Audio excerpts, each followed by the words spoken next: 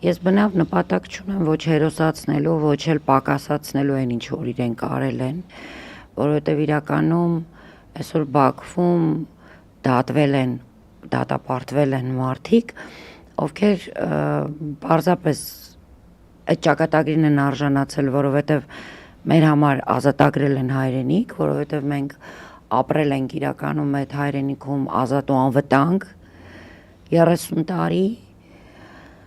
եւ մենք գնալով բարգավաճել ենք ու ուժեղացել իրոք Արցախ հայրենիքում եւ այդ մարդիկ ընդհանրապես դատվել ու դատապարտվել են դրա համար։ Ինչ վերաբերում է բազմից խոսվել է արդեն, եթե ես կարող եմ կարճ եւս էլի ասել, որ դա տեղի է ունեցել արդեն բավականին ուշ, երբ արցախցիները մեծ մասը արդեն արցախցիների բռնի տեղահանված էին եւ այնտեղ խոսքը մի տասնյակ երևի մարդու մասին է եղել, պայմանը դրվել է հենց այդ մարդկանց ճակատագրով պայմանավորված, որին բնականաբար որևէ մեկը չի կասկածում, որ ասենք ինչպես է պատկերացնում Դավիթ Իշխանյան, Բակո Սահակյան, Արկադի Ղուկասյան մարդիկ, որ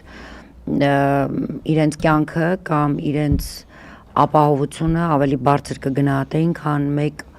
հայի նույնիսկ, որովհետև երբ քննարկումներ էին գնում ժողովրդի որոշման մասին, որովհետև իրականում տեղահանման հետ կապված իշխանության որոշում չի եղել, ինչքան էլ փորձեն այստեղ գունագեղ պատմել, որոշումը եղել է ժողովրդին եւ ժողովուրդը ինքնական որոշել է, որ պիտի ընտրի արժանապատվությունը եւ ժամանակավորապես լքի իր բնակության վայրը, իր հայրենիքը, իր տունը եւ չապրի բնականաբար ադրբեջանցու հետ նույն հարկի տակ։ Մետաքսյա կներես տարբեր պատմություններ են պատմում, որ Արտակերտի գյուղերում արդեն սկսվել են ինչ-որ վայրագություններ են տեղի ունեցել եւ դա կարող է ոչ միայն Արտակերտում, համատարած բոլոր վայրերում եղել են արդեն բնակչության հանդեպ խոշտանգումներ, հենց առաջ օրը, այսինքն նկատի ունեմ, որ ֆիզիկական ոչնչացման վտանգը փաստացի սեպտեմբերի 20-ին, դադարեցվեց ռազմական գործողությունները ժամը 2-ին, բայց իրականում այդ ռազմական գործողությունները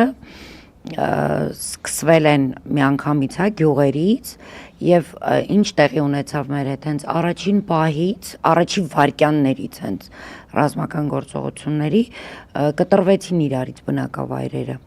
այսինքն պլանավորվել էր այնպես, որ վերցրեցին շրջափակման մեջ ադրբեջանցիները եւ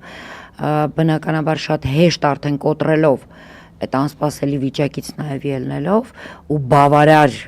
հնարավորություններ մարդկային ռեսուրս չունենալու արդյունքում նաև բնական է, որ ադրբեջանցիները շատ հեշտ էին մուտք գործում գյուղեր, տարածքներ, մինչ Ստեփանակերտը հասնելը եւ մինչև Ստեփանակերտում ռազմական գործողությունները դադարեցվեցին, այդ ընթացքում արդեն խոշտանգումները գնում էին թե գյուղերում, թե Արցախի տարբեր քաղաքներում եւ մենք անկառավարելի էր այդ բանը, որտեղ մենք կապ չունեինք, չէինք կարողանում կապ հաստատել իրար հետ եւ ֆիզիկապես չէինք կարողանում եւ նաեւ կապ գոյություն չուներ, որովհետեւ առաջին հենց այդ կապի միջոցներն էին վնասվել։ Այսինքն այսպես տոտալ բոլորս իրարից որևէ տեղեկություն ընդհանրապես չունեինք եւ իհարկե տեղի են ունեցել խոշտանգումներ, սպանություններ։ Անգամ այս մարդու իրավունքների պաշտպանը, այս կինը, որը որ ընկերուհին է, գլխավոր դատախազի, եթե չեմ սխալվում, արդարադատության նախարարի, դա որևէ կերպով չի թաքցվում։ Անգամ այդ մարդու իրավունքների պաշտպանը իր խոսքերից մեկում օրինակներ է բերել, որ գյուղերից մեկում երեխաների, չեմ ուզում կրկնեմ եթերով, բայց մարմնի խեղումներ են տեղի ունեցել, սպանված երեխաների ձեռքերի 44 օրյա պատերազմի ժամանակ քաղաքացիական բնակչության մեջ այդքան զոհ չունեցանք, ինչպես մեկ օրվա ու երեխաների հենց այդ ժամանակ թևերը պոկել են, փայտեր են մեջ շատ կային, մի ընտանիքից 2 երեխա զոհված, այսինքն երբ որ Հրիփսիմե, եթե չեմ սխալվում, Հակոբյանի, այդ բուժքույր պատգամավորի մասին է խոսքը, որ ես վերջերս հրաժարվեց իր պաշտոնից, Այսինքն այդ տիպի մարդիկ, երբ որ ասում են ով է իրանց խնդրե թող չգնային Բաքու, այդ թող չգնային, ասենք այդ մակարդակի խոսակցություններ ա գնում, այդ մարդկանց